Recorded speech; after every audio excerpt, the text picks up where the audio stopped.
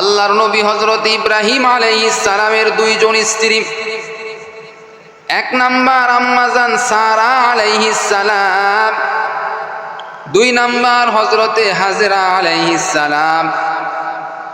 ইব্রাহিম আলাইহিস সালাম যখন সারাকে বিবাহ করলেন, সারার গর্ভে কোনো সন্তান নাই।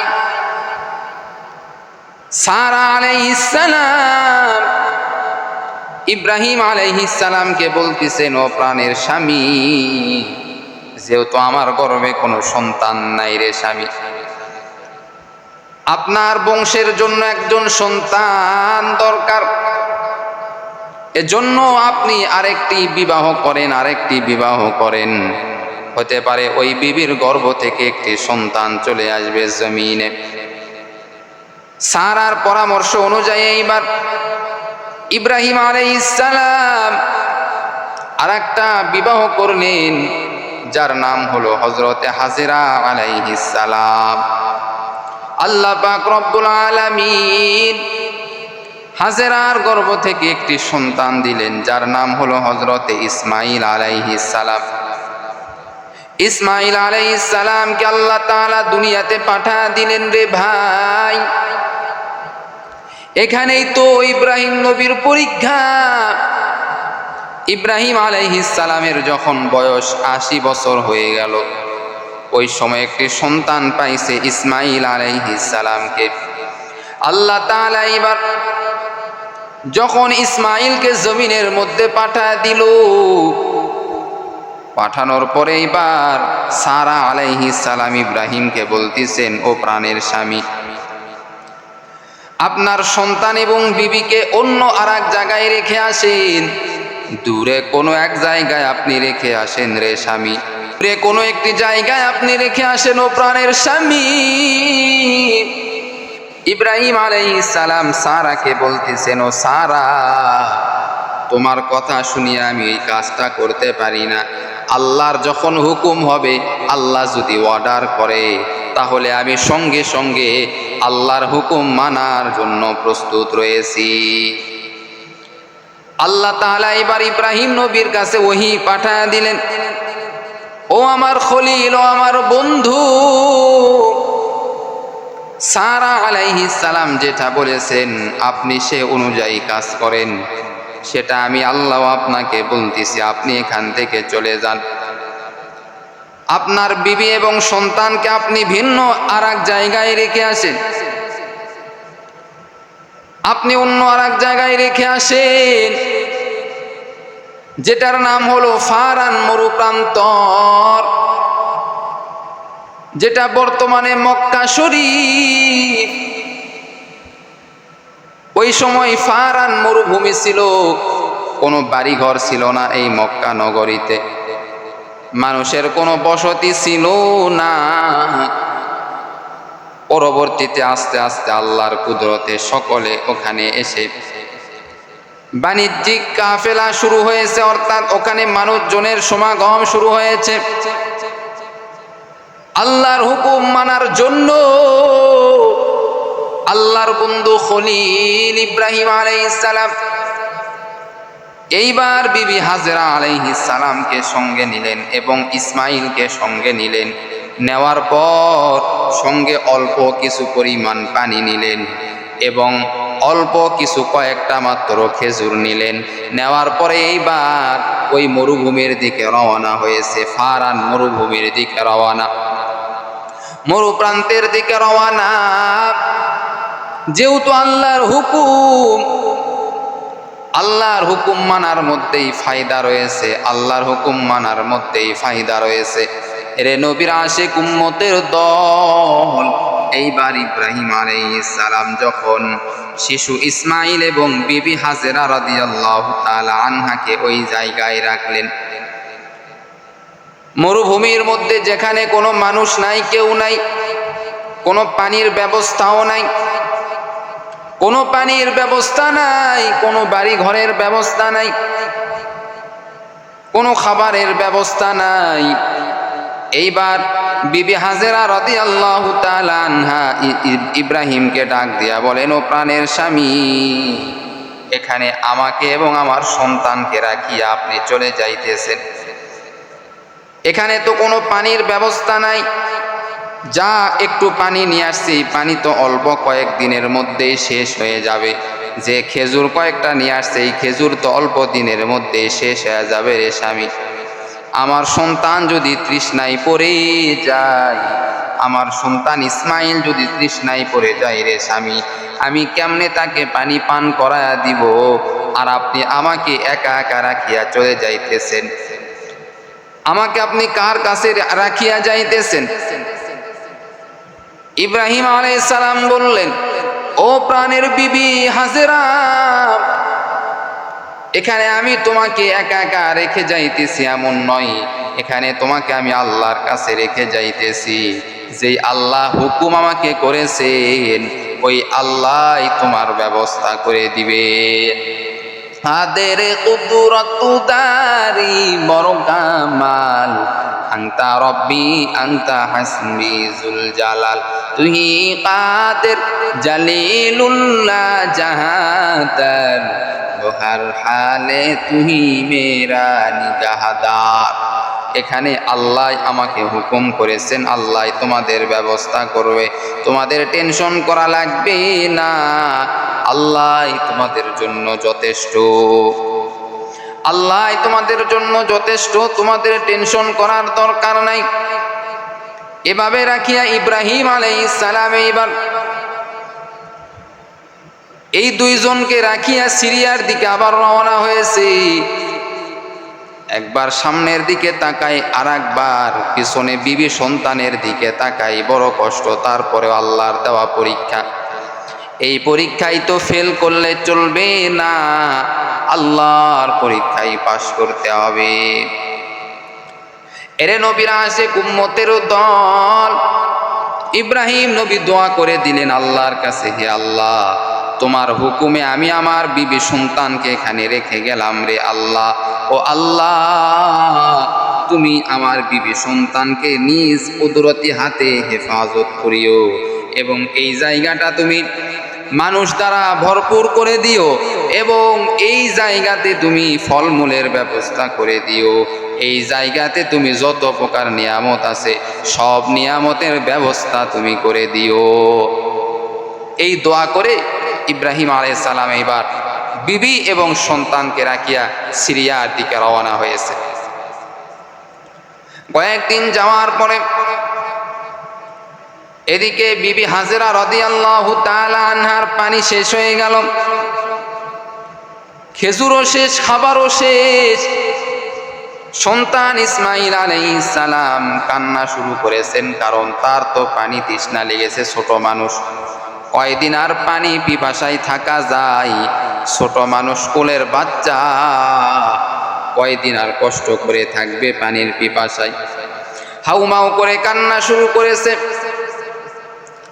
আম্মাজান বিবি হাজেরা রাদিয়াল্লাহু তাআলা আনহা সন্তানের কান্নার সহ্য করতে পারল না, পানির জন্য তালাশ শুরু করে দিল, কোথায় পানি পাওয়া যায়, কোথায় পানি পাওয়া যায়।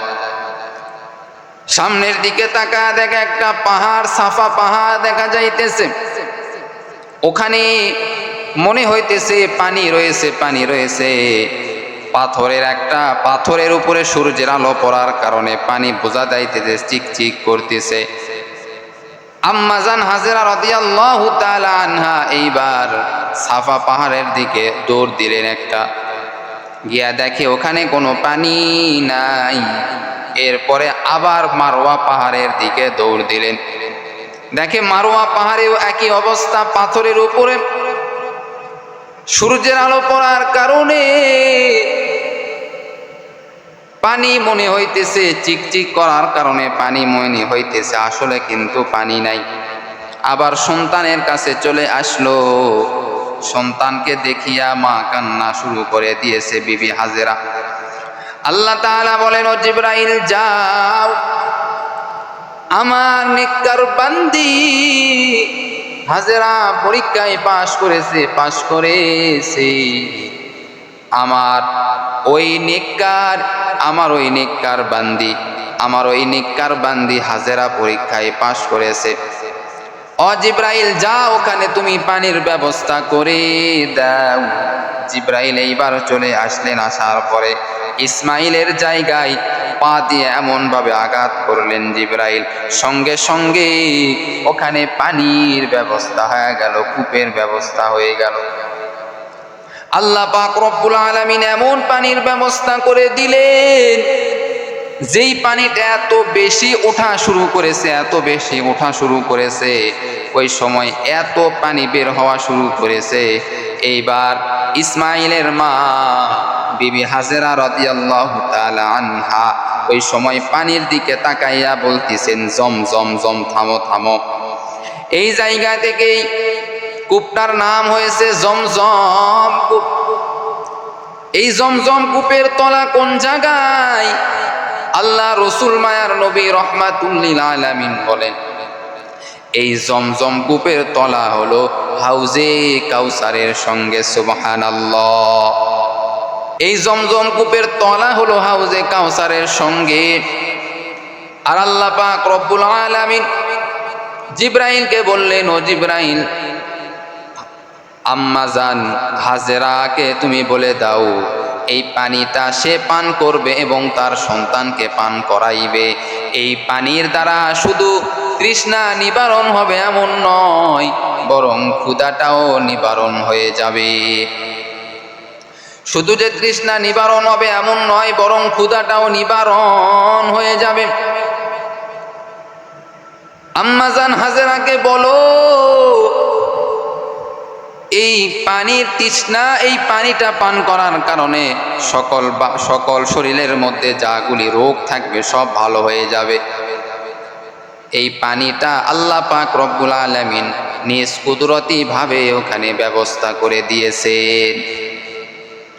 এখন কথা হলো বাবা, হাজেরা এবং শিশু ইসমাইল দুজন মিলে একা একা কেমনে ওখানে থাকবে? যদিও পানির ব্যবস্থা আল্লাহ করেছে, এখন তো মানুষজনের দরকার, কারণ একা একা মরুভূমির মধ্যে কেমনে থাকা যায়।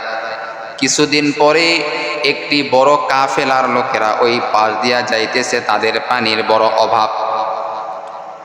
দেখে ওই কূপের উপরে পাখি উড়তেছে।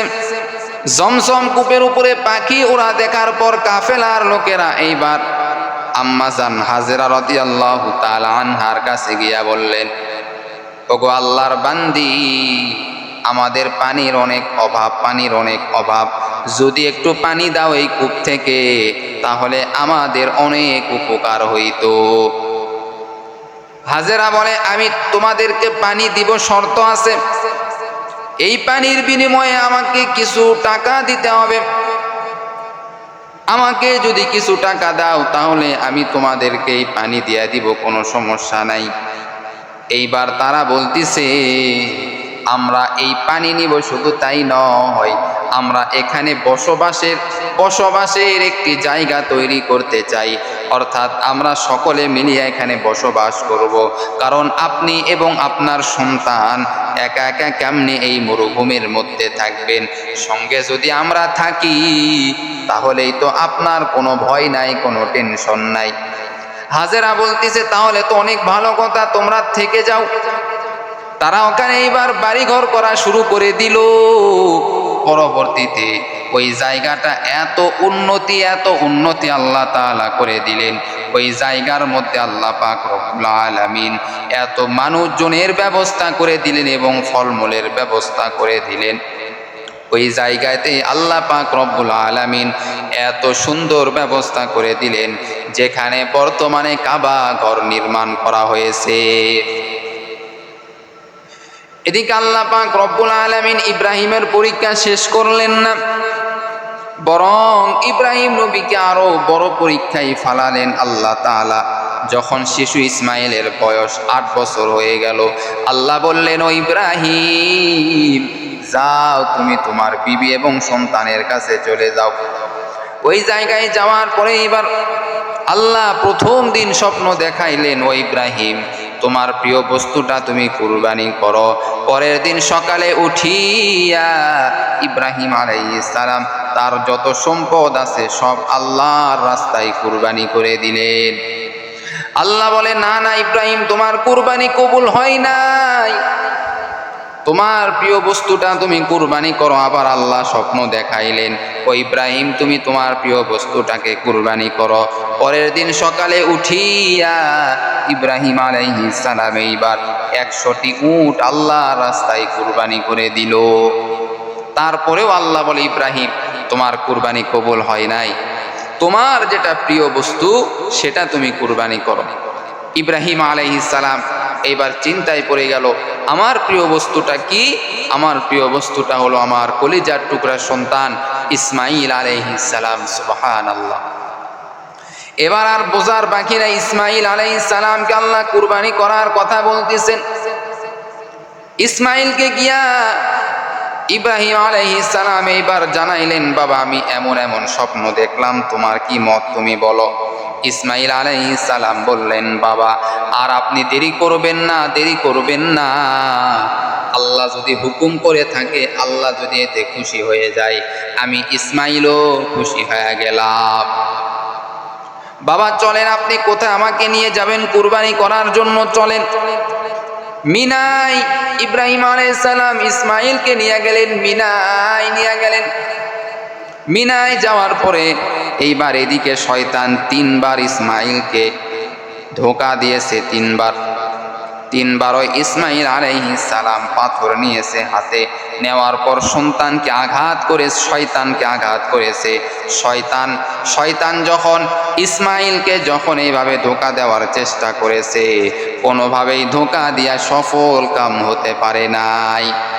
এরকম ভাবে ইসমাইলকে শয়তান গিয়া বলতেছে, ইসমাইল, তুমি কি জানো তোমার বাবা তোমাকে কোথায় নিয়ে যাইতেছে?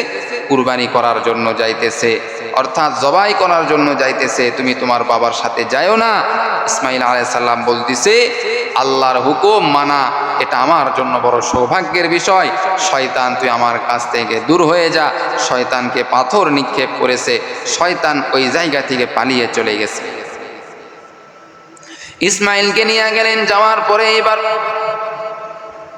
যখন ছুরিটা দিয়া এবার ইসমাইলের গলায় যখন এইবার আঘাত করা শুরু করলেন, ছুরি দিয়া কোনোভাবেই গলা কাটতেছে না, কারণ ছুরিকে তো আল্লাহ পাওয়ার দেয়।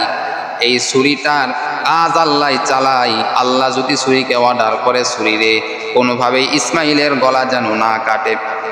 ছুরি তাই করলো, ইসমাইলের গলা কোনোভাবেই কাটলো না।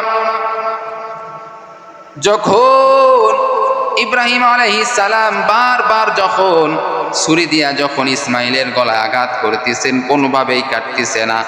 এক সময় ইসমাইল বলতেছে, বাবা, আমার জামাটা সিরিয়া আপনি আপনার চোখের উপরে বাঁধেন, কারণ আমাকে দেখার কারণে আপনার দয়া হইতেছে, মায়া হইতেছে। তারপরেও চেষ্টা করা হইল, কিন্তু কোনোভাবেই কাটতেছে না। পরীক্ষায় পাশ করেছে ইব্রাহিম। আল্লাহ এবার বললেন, জিব্রাইল, যাও, জান্নাত থেকে সব থেকে যেটা ভালো দুম্বা, ওই দুম্বাটা নিয়া ইসমাইলকে সরাইয়া দুম্বা তুমি শোয়াইয়া দাও। সঙ্গে সঙ্গে জিব্রাইল আলাইহিস সালাম আসলেন। আসার পরে ইসমাইলকে সরাইয়া দিলেন, দেওয়ার পরে দুম্বা ওখানে শোয়া দিলেন। সঙ্গে সঙ্গে ছুরিটার কাজ শুরু হয়ে গেল, জবাই হয়ে গেল, কুরবানি হয়ে গেল। সুবহানাল্লাহ। এখান থেকে আল্লাহ পাক রব্বুল আলামিন বলেন, উম্মতি মুহাম্মাদীদের জন্য আমি আল্লাহ পাক রব্বুল আলামিন এটা ওয়াজিব করে দিয়েছি। সুবহানাল্লাহ। এজন্য আমাদের কুরবানি থেকে আমাদের শিক্ষা অর্জন করা উচিত। এই কুরবানিটা যেন তাকওয়ার সহিত হয়। আল্লাহ তাআলা বলেন, লা ইয়ানালাল্লাহা লুহুমুহা ওয়ালা দিমাউহা ওয়ালাকিন ইয়ানালুত তাকওয়া মিনকুম। বান্দার কুরবানির গোশত, রক্ত আমি আল্লাহর কাছে পৌঁছে না, বরং বান্দার পৌঁছে হলো তাকওয়া। আল্লাহ আমাদের সকলকে এই কথাগুলি বুঝে আমল করার তৌফিক দান করুক। সকলেই বলেন আমিন।